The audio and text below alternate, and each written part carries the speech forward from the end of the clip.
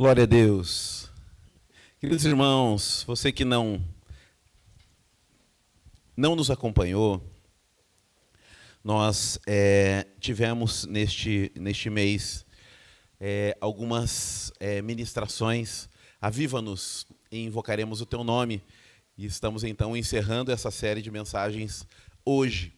Então falamos de Billy Graham, falamos de Charles Finney, falamos de John Wesley, falamos de D.L. Moody e hoje vamos falar sobre um homem de Deus muito especial, um homem de Deus que foi usado de maneira muito sobrenatural, por assim dizer, né? Este homem, ele nasceu no país de Gales, tá? Para você que talvez não saiba, eu precisei pesquisar, porque sei da existência, já ouvi falar na TV, mas o país de Gales é um país que faz parte do Reino Unido, localizado na ilha da Grã-Bretanha, ao oeste da Inglaterra. Este homem foi usado neste lugar. Ele, um homem que trabalhava em uma mina de carvão e também foi ferreiro ao lado do seu pai. Um jovem profundamente religioso, zeloso e que era ministro da igreja calvinista e metodista. E ele ficou conhecido como o maior instrumento de avivamento do seu tempo. Eu escutei e li numa biografia paralela, onde ele, na realidade, era resultado da oração de outras pessoas, de outras intercessões. Mas foi através deste homem que Deus decidiu levantar um tremendo avivamento no país de Gales, aonde, queridos, nada mais, nada menos de 100 mil pessoas converteram-se de maneira genuína. E o que eu quero dizer com isso? A Bíblia diz que vá, né, e frutifique, que os vossos frutos permaneçam. Né? Então, isso é uma demonstração que o fruto nasceu no Senhor, a permanência. Que ele vai ser perfeito? Não necessariamente. Mas ele busca constantemente o aprimoramento do seu relacionamento com Deus. E estas conversões, elas permaneceram posteriormente, demonstrando que não foi algo fruto de emoção, mas foi genuinamente uma conversão. E ele deu uma lição como servo e como aquele que se dispôs genuinamente ao Senhor. O nome deste homem é Evan Roberts. Evan Roberts. Foi este o homem que foi o responsável, que o Senhor usou para trazer aqui avivamento ao país de Gales. O Salmo 85, 6 nos diz assim: porventura não tornarás a vivificar-nos, para que em ti se regozije o teu povo. A nossa oração é por avivamento. A nossa oração é para que os nossos corações sejam transformados. Existem avivamentos gigantes e existem microavivamentos, né? O que são esses microavivamentos? São avivamentos que acontecem no seio de uma família. Nós provamos aqui de dezenas deles em nossa igreja, aonde Deus levanta um ente querido num lar, de repente aquele cunhado que não queria saber do evangelho deseja Cristo, de repente aquele sobrinho que ninguém da família levava até a igreja, começa a ser trazido pelo tio ou pela tia, e esse menino também vai lá, toma a decisão dele por Cristo, e dá-lhe os 12 anos, ele quer batizar, e ele vira membro da igreja, né? E aí ele fala assim, ainda falta o papai. Né? E aí ele fala assim para tia, eu quero me envolver nas coisas da igreja. E se envolve na área de música, num teatrinho, alguma coisa, e convida o papai, que traz também o titio, e que traz lá um colega, e quando vê o papai e o titio também estão se consagrando ao Senhor. E aí a gente olha, quando vê assim, o condomínio inteiro, né? Toda aquela extensão da família está aos pés de Jesus. Irmãos, nós vivemos isso com o irmão Valdo, onde veio ele, a esposa, depois a irmã, o cunhado, os filhos, chegaram à presença do Senhor. Nós temos vivido isso, né, com aqui o nosso irmão Demilton e a irmã Marisa. Aonde entrava-se lá, eram só eles, o restante eram religiosos, e a mãe. Eram religiosos, mas não viviam, de fato, a vida cristã. E, por conta do testemunho do que Deus fez na vida dele, eles começaram a brincar até que ali era o condomínio, né, de Jesus. Muitos lares, muitos lares. As coisas começaram assim, muitas histórias foram transformadas dessa maneira. São pequenos avivamentos, micro-avivamentos que acontecem no seio das famílias e que mudam todo o contexto de um lar. As festas já não são mais do mesmo jeito, as brigas já não são mais do mesmo jeito, né? Porque brigar faz parte do processo, discutir, para a gente até ser aprimorado como pessoa, né? Faz parte.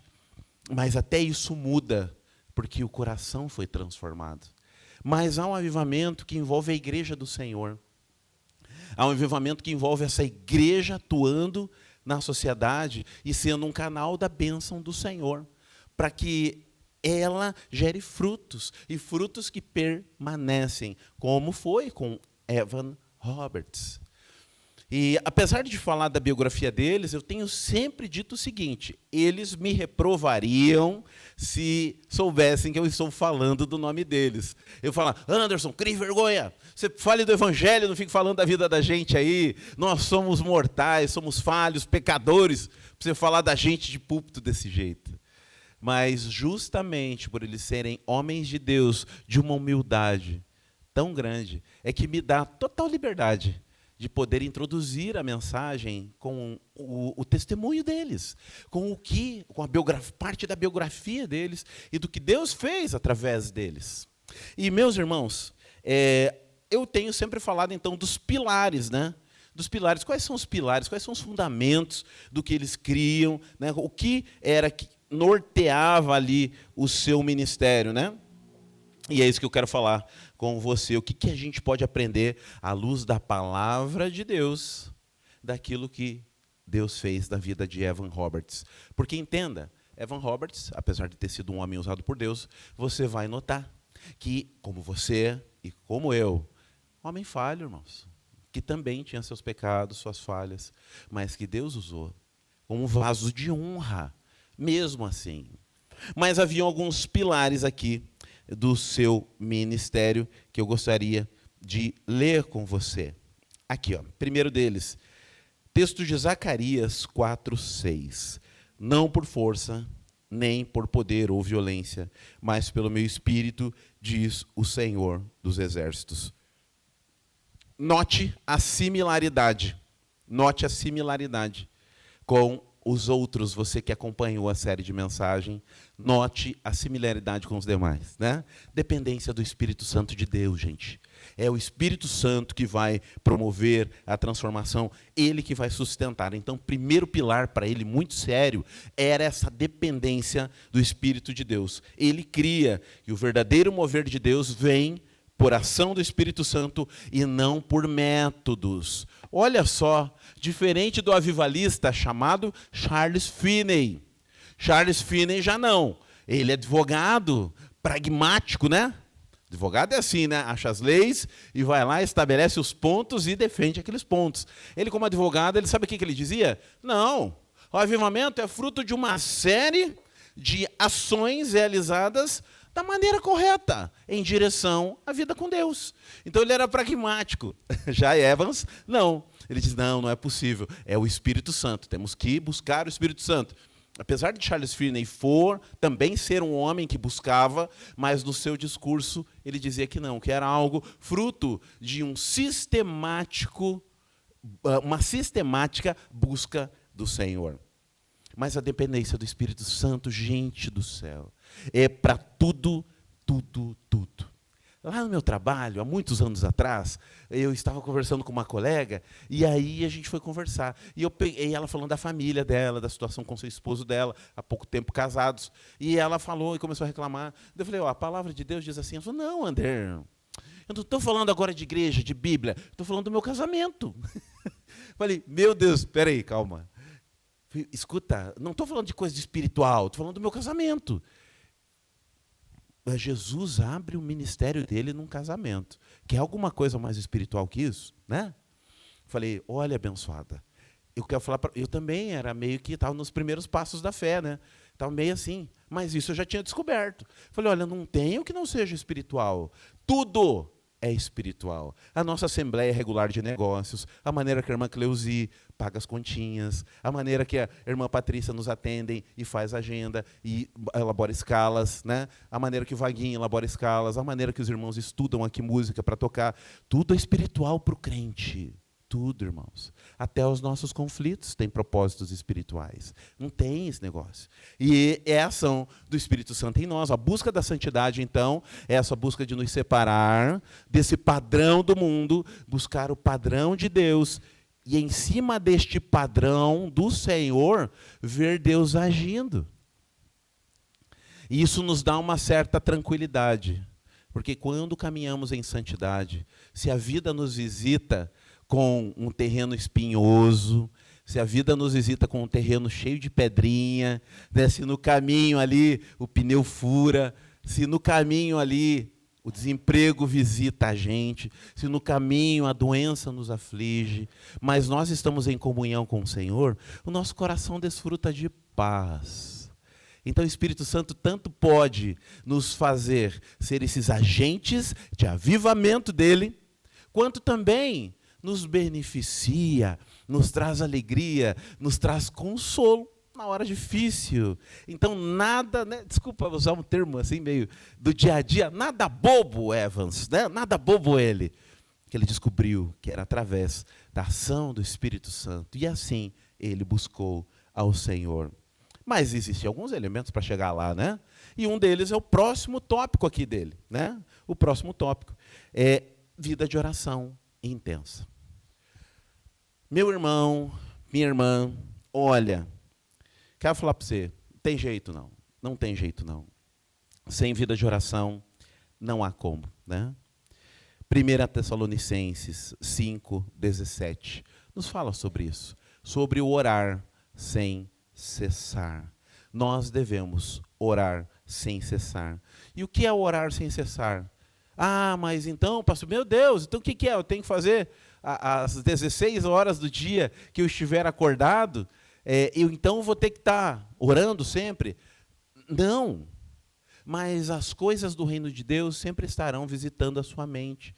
E o conceito de orar sem cessar é um tempo que você tenha decente de busca do Senhor, óbvio, um tempo de qualidade, unido com o teu tempo devocional, onde você vai fazer a sua leitura bíblica, onde você vai ali pedir a Deus para te dar uma aplicação do texto lido, e aonde você orará para compreender a palavra, para alimentar teu coração, mas também vai interceder pelas pessoas que você sabe que tem carência, pela sua igreja, pelo seu pastor, pelos seus discípulos, por aqueles que você discipula, enfim. Você vai colocar essas vidas diante do Senhor. E o orar sem cessar é quem tem este tempo na sua vida. Porque ele parou lá, este momento da manhã, ou do almoço, ou da noite, ele para, busca o Senhor, e aquilo rega o seu dia. Orar sem cessar, você vai saber do que eu estou falando se você vive assim. Irmãos, é dentro do carro, indo até o trabalho, atrasado ou não, e de repente te vem, obrigado, Senhor. É no ônibus, está aqui, meu Deus, acho que hoje eu vou chegar mais atrasado, à noite tem uns compromissos, mas de repente, você está vendo alguma situação, você olha algum cenário, vê um pai, talvez, uma mãe passando com uma criança, lembra que dali a 6, 8, 9 horas, talvez, considerando o trajeto, você vai estar com o seu filho, com a sua filha, ou com seu pai, ou com sua mãe. E aí te dá um sentimento de alegria e você louva o Senhor, ali do teu jeito. Às vezes falam, ó, essa aí está meio pirada, está falando sozinha. Não é, você está glorificando a Deus. Lá no seu trabalho, o chefe falou, eu quero falar com você. Ai, meu Deus, e é na minha sala. Mas você ali já, Senhor, o que será que é? Pai, não fiz nada errado. Ai, pai, vai à frente. Você está entendendo? Está regando o teu dia. Está regando a sua vida. Tem gente aqui que eu já sei que já age assim. É orar sem cessar. O Senhor está regando todos os momentos da nossa vida. Há um momento chave de massiva dedicação, né, onde você aplica mais tempo, mas aquilo rega o seu dia. Essa vida dessas orações relâmpagos não te sustentam, mas essa vida onde há um tempo dedicado de meditação na palavra e de busca do Senhor, rega o seu dia. O melhor exemplo bíblico disso, os frequentadores de EBD aqui, eu já estou falando e já se ligaram. Eu sei quem é. Neemias.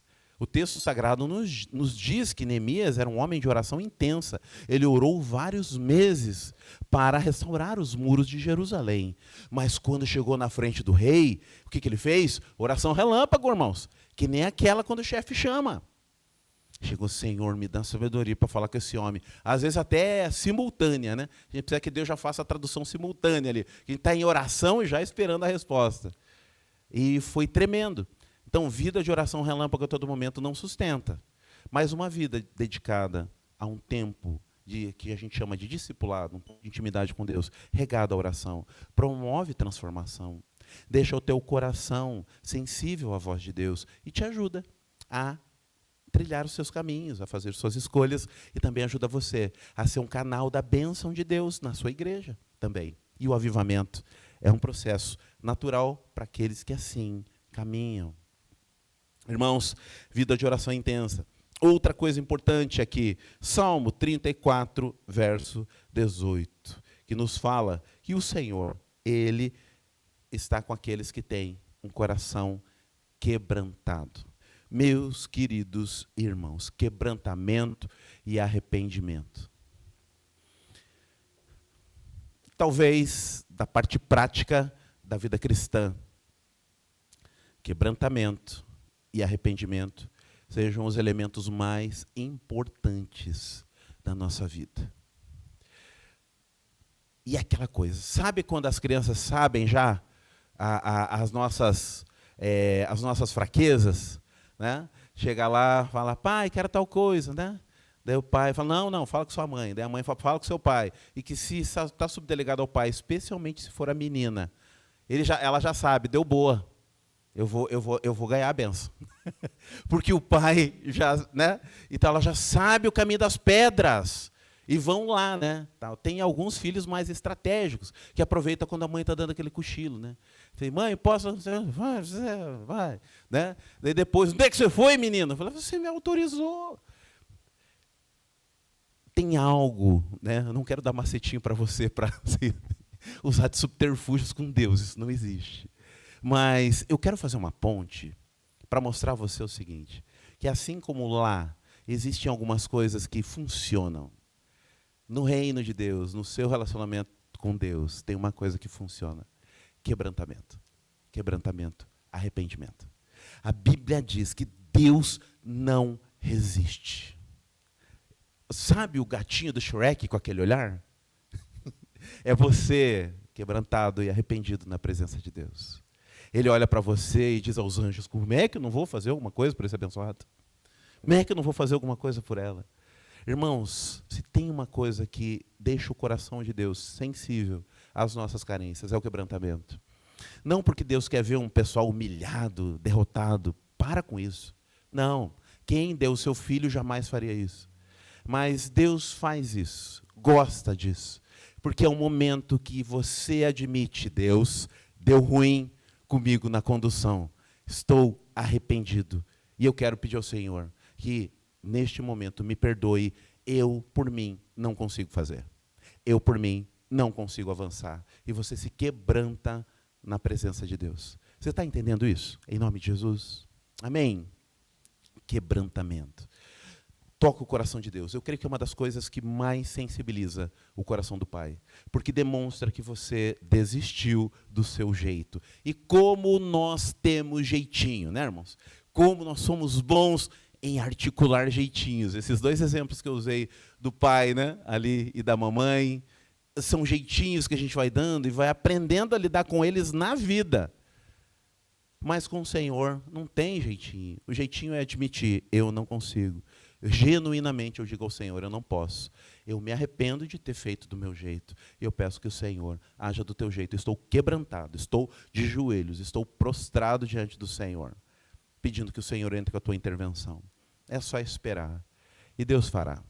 Talvez não o que você quer, mas Ele entrará com provisão, que vai além do que você pensa ou pede. Isso é Bíblia. Isso é Bíblia. Então, irmãos, quebrantamento. Quantas situações, né, que a gente está brigando com elas, né? Como dizem aí no mundo, dando murro em ponta de faca. E, de repente, a gente pega e diz assim, o que eu estou fazendo? Meu Deus, eu só estou sofrendo com isso. Espera aí, Senhor, está aqui. E a pessoa é restaurada na sua paz, né? Até o semblante muda. Até o semblante muda. E isso nos leva a refletir. Pois bem, irmãos, um outro ponto importante aqui também, Hebreus 12, 14. Santidade e pureza de vida. Seguir a paz com todos e santificação, sem a qual ninguém verá ao Senhor. Irmãos, não há como. E por que seguir a paz com todos? Em santificação, sem a qual ninguém verá o Senhor. O texto mesmo já nos explica, né? Se ele está falando que deve haver paz entre as relações e nos manda buscar a santidade, é porque a santidade ela vai exercer influência onde? Nas relações. A igreja já está cansada de me ouvir, mas se você ainda não ouviu, quero falar a você então pela primeira vez. Algo que não é algo desenvolvido por mim, é algo que eu ouvi de um pastor e que, para mim, eu falei, Senhor, obrigado, porque eu ganhou total sentido, de fato, do que é a santidade. O que é a santidade? O que é a santidade? Sem ela você não verá o Senhor. Mas me diga, que tipo de santidade eu, Anderson, posso apresentar ao Senhor que gere algum nível de surpresa para Deus? E que ele fala, olha, o Anderson, ó, esse menino, um ser que é santo, santo, santo, que para que eu tivesse acesso a ele, eu precisava ser coberto pelos efeitos do sangue do seu filho. O que eu vou fazer que vai deixar Deus surpreso? Senão aquilo que o Espírito dele fez em mim, logo já não é mais mérito meu, mas é do Espírito dele em mim. É aquele ditado que eu tenho falado hoje aos irmãos. Nossa, pastor, né, que chegam assim, que não me conhecem mais intimamente, né? Eu falo, como você é abençoado, você é uma bênção, né? Vai, pois é, mais ou menos, né? Que eu sou abençoado, mas ser bênção é a misericórdia de Deus, né? Como a gente brinca, né? Alguns, vá lá falar com a minha esposa e com os meus filhos, para você ver se é toda essa bênção, assim. Mas uma coisa é certa. A ação do Espírito Santo em meu coração me leva a não querer surpreender a Deus, porque esse é o ditado que você pode usar quando te elogiarem também, porque não é meu também, tá? Não tem direito autoral. É aquilo, nossa, você é uma bênção, hein? Eu falo assim, olha, tudo de bom que você vê em mim é Jesus. O que for ruim, sou eu mesmo, né? Então você pode usar também, olha, tudo de bom que se vê em mim é Jesus que fez. Agora o que for ruim, esse sou eu mesmo de fábrica. Eu já vim desse jeito. Mas Jesus tem transformado, né, de glória em glória, de vitória em vitória. Mas então o que eu quero dizer com isso? Você não vai surpreender o Senhor. Logo, o que Deus quer com santidade? Deus quer que você seja um filho dele, que reflete o caráter dele. É isso. Teve gente que em busca da santidade, e eu já falei disso aqui também, tem gente que em busca da santidade não foi mais na festa das famílias porque tinha cerveja. Tem gente que em busca da santidade não foi nas festas de final de ano mais na sua empresa, porque lá tinha bebida alcoólica, porque tinha o rapaz que era homossexual, a outra mulher que era amante do fulano. Eu não vou naquele ambiente de promiscuidade. Em nome da santidade. Então eu digo a você, queridos irmãos, sem medo de errar, sem medo de errar. Santidade é esse homem de Deus que vai nesse ambiente, não para se contaminar, não para ser um igual, não para participar das mesmas piadinhas, gracinhas, palavras de baixo calão, brincadeiras com dupla conotação sexual. Não, ele chega lá, é agradável, tem um sorriso no rosto, porque não é o ambiente que rege o seu coração, mas é a ação do Espírito Santo através dele. E ele está lá. Porque é um momento que a bebida enche a cabeça da pessoa e os conflitos familiares que eles têm os levam a brigar, a discutir, a gerar confusão. Mas ali naquele lugar tem um homem e uma mulher, servos da luz de Cristo, para apaziguar, para orar, para interceder. Fala, Senhor, isso aqui ainda vai mudar. As festas de final de ano ainda nessa casa serão regadas a oração e testemunhos para a tua glória. Por quê? Porque o Senhor já tirou um desgraçado aqui, desculpem o termo, mas é alguém que estava desprovido da graça, aí já digno do inferno. Ou seja, é isso.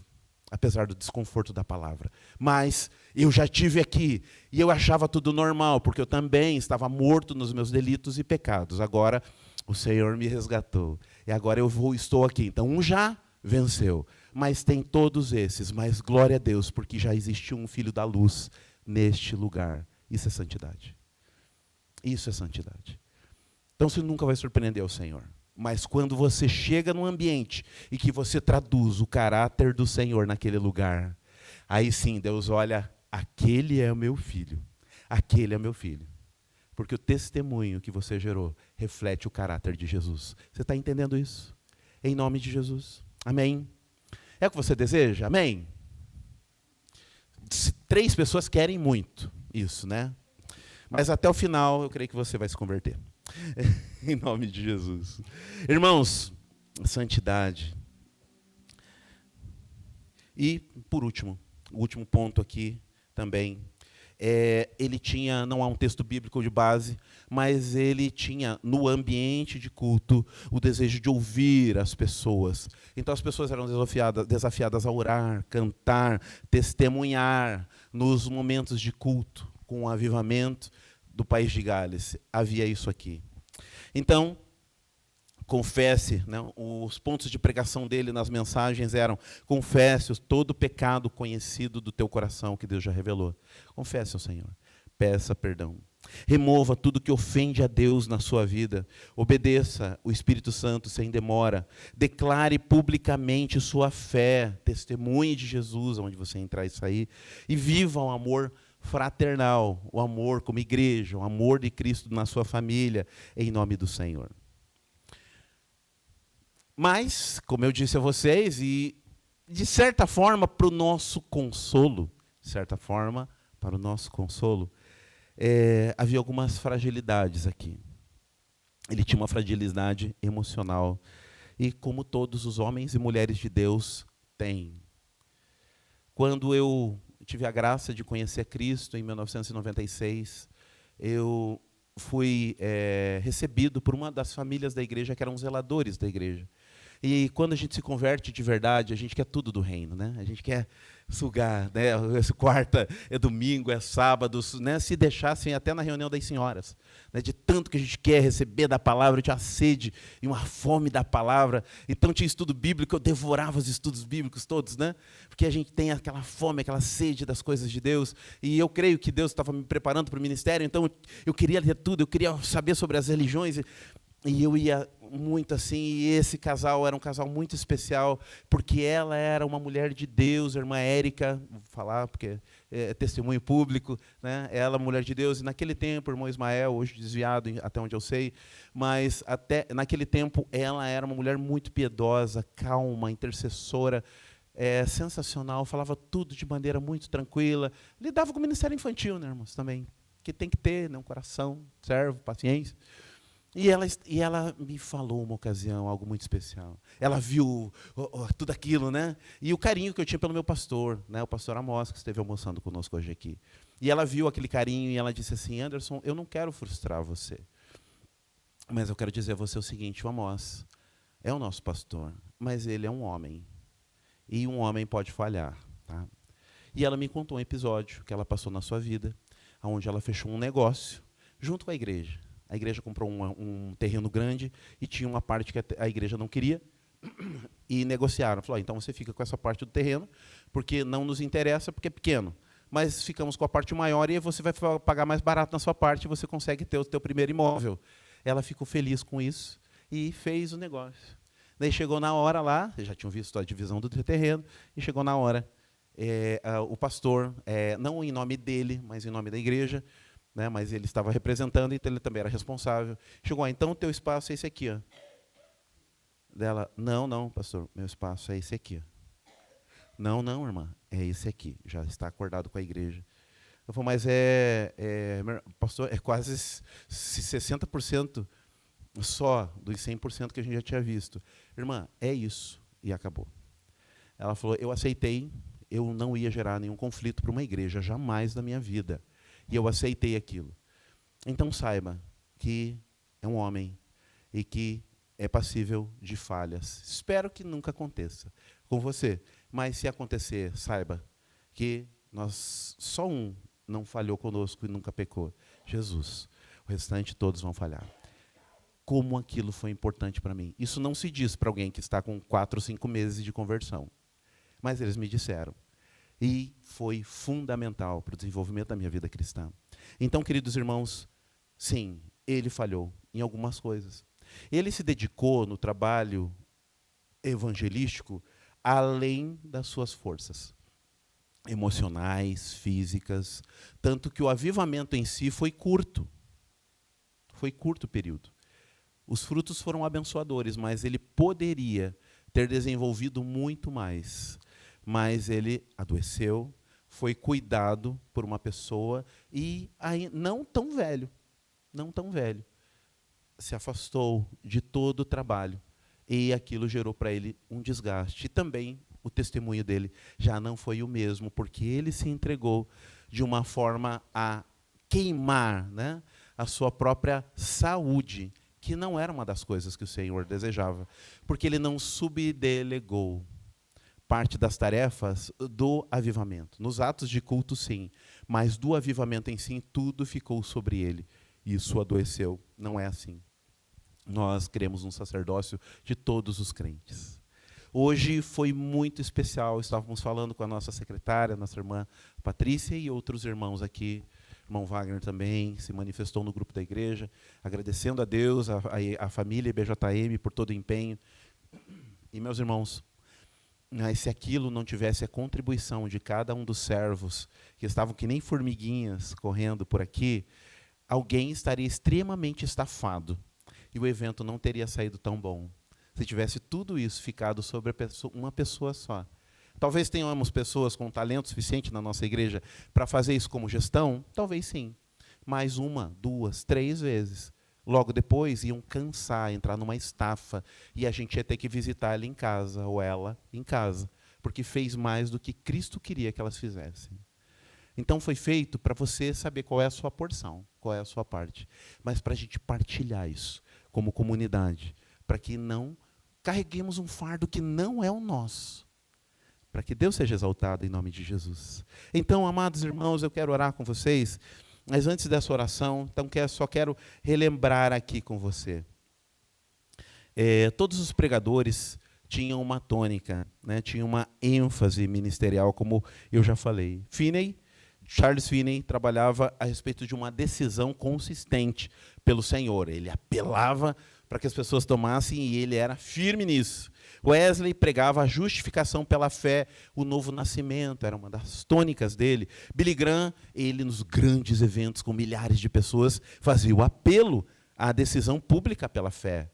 Moody também insistia numa fé simples. Creia no Senhor Jesus. Arrependa-se dos seus pecados, o confesse como Senhor e Salvador e vamos embora. Né? Simples. Roberts, nós acabamos de ver, tinha uma tônica muito forte sobre a importância da confissão, arrependimento, pureza da vida, para que Deus usasse as nossas vidas como um vaso. Então, irmãos, olhando todos eles, todos estes avivalistas aqui, nós notamos algumas similaridades aqui dentre eles. E são elas: ênfase na conversão genuína. Você já conheceu Jesus como seu único e suficiente Salvador? Ou quem sabe você entrou em portas de igreja e nunca ninguém falou para você de maneira clara que você é um pecador, você é uma pecadora, que carece da manifestação da graça de Deus no teu coração e que isso não é mérito seu. Jesus Cristo já pagou para que você pudesse ter acesso a essa salvação. Que lá no Jardim do Éden nós fomos herdeiros do pecado e isso nos separa de Deus. Isso só foi resolvido lá na cruz do Calvário. E como é que eu acesso isso? É através da confissão dos meus pecados, arrependimento dos meus pecados, Jesus Cristo como Senhor da minha vida e a consagração da minha vida nas mãos dele. Simples assim, deste jeito, só genuinamente, com verdade. É assim que acontece o processo da transformação em nosso coração. Este é um fundamento de todos os avivamentos. Arrependa-se, confesse seus pecados, confesse Jesus como Senhor e vamos caminhar. Você já fez essa oração? Você já confessou a Cristo como Senhor da sua vida? Refinar um pouco aqui a pergunta. Se hoje o teu coração parar de bater, você tem certeza que você estaria no céu ou no lugar, no paraíso que Jesus foi preparar? Você tem essa certeza hoje? É triste saber que talvez você não tenha, mas que bom que você está aqui e tem a oportunidade de tomar essa decisão. Porque quando chegarmos diante do Senhor, aí não dá mais. A oportunidade é enquanto o nosso coração está batendo aqui na terra. É agora. Este é o momento. Não, se Deus quiser, uma hora eu vou entregar minha vida a Deus. Ele quer e o momento é agora. Então, queridos, essa é uma tônica nossa para que você alcance a salvação em Cristo. E depois o Senhor vai acrescentar as demais coisas conforme você for buscando conhecê-lo. Mas essa é uma ênfase. Ao chegar no céu, você é uma dessas pessoas que tem essa convicção. Jesus perguntando, por que eu deveria deixar você entrar? O que você vai dizer para ele? Essa certeza ele quer te dar. E a resposta será essa. Senhor, eu quero entrar aí porque eu tenho consciência de uma coisa, não é mérito meu, mas foi o Senhor que conquistou o acesso a esse lugar. E eu quero desfrutar, não do que eu fiz, mas eu quero desfrutar do que o Senhor fez e eu tomei posse. Eu aceitei o que o Senhor fez por mim. Então entrarei, não pelos meus méritos, mas pela tua graça. É isso. É isso. Eu quero orar com você, em nome de Jesus. Feche seus olhos. Eu não sei se você, em algum momento, então, fez essa oração. E se quando perguntei se você tinha essa certeza, pode ser que você tenha pensado rapidamente, não tenho, não tenho. Então, essa mensagem é para você. E eu quero dizer a você que eu não sei se eu chego na minha casa hoje à noite, ou se o Senhor vai me recolher antes de chegar na minha casa. Eu não tenho essa convicção. Então, isso significa que a decisão é urgente. Urgente. Você já fez essa oração, confessando a Cristo como seu único e suficiente Salvador? Você já entregou sua vida nas mãos do Senhor? Para viver todas essas coisas que ministrei aqui hoje, é preciso que Jesus seja Rei e Senhor da nossa vida, da sua vida. Então, se você nunca convidou Jesus para ser Rei e Senhor da sua vida, o momento é oportuno. E você pode fazê-lo através de uma oração muito simples, desde que sincera. Dizendo assim, você e Deus aí no teu coração, Senhor Jesus. E eu abro a porta do meu coração. E eu quero te convidar para ser o Rei e Senhor da minha vida. Dirige os meus passos. Perdoa os meus pecados. Eu quero dizer ao Senhor, me arrependo de ter conduzido minha vida longe do Senhor. E eu quero, a Deus, que o Senhor esteja no barco da minha vida, que o Senhor entre no meu coração, faça morada e dirija os meus passos, como meu Rei, como meu Senhor, como meu Salvador. Se você fez essa oração, não queremos constranger você, mas eu quero dizer a você que tem alguns passos, que é conhecer esse Senhor, que te salvou nessa noite. O teu nome está escrito no livro da vida.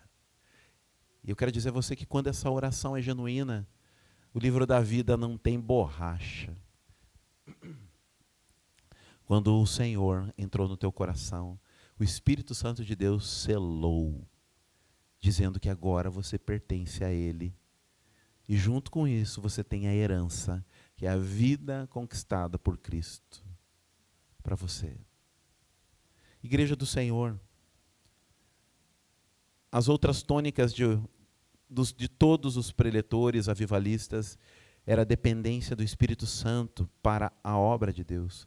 Um compromisso de alcançar vidas para o Senhor. Uma insatisfação com as pessoas que ainda não conhecem a Cristo e que não são convertidas por saber que elas têm um destino que é o inferno. Todos estes foram pessoas preocupadas com as almas perdidas, seja do Evangelho, mas também da fome, da tristeza, da perseguição, das guerras. E eles foram um canal de bênção na vida deles. Então nós, como igreja, também somos desafiados a ter esse compromisso, dependendo do Espírito Santo de Deus, orando, buscando a face do Senhor, e um compromisso evangelístico. Você foi convidado aqui hoje para estar aqui conosco dia 12, no bazar evangelístico. É uma oportunidade que você terá de exercitar como igreja, em nome de Jesus, para alcançar vidas para o Senhor.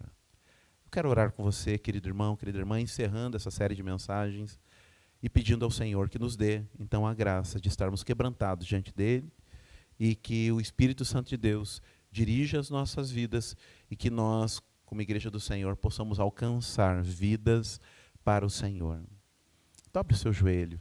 Você que quer assumir esse compromisso com o Senhor, quer pedir para que o Senhor te use como um canal da tua bênção. Em nome de Jesus, nós vamos orar.